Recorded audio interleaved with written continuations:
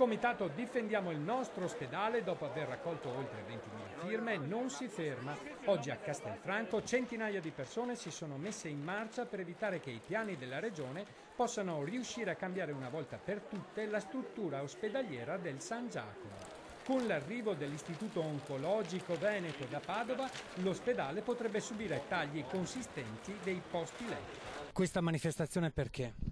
Questa manifestazione per far capire in maniera definitiva al mondo della politica che Castelfranco, la Castellana, la Pedemontana e tutto il territorio che fruisce dell'ospedale di Castelfranco sta urlando a gran voce che questi servizi sono fondamentali. È una battaglia che devono recepire in regione.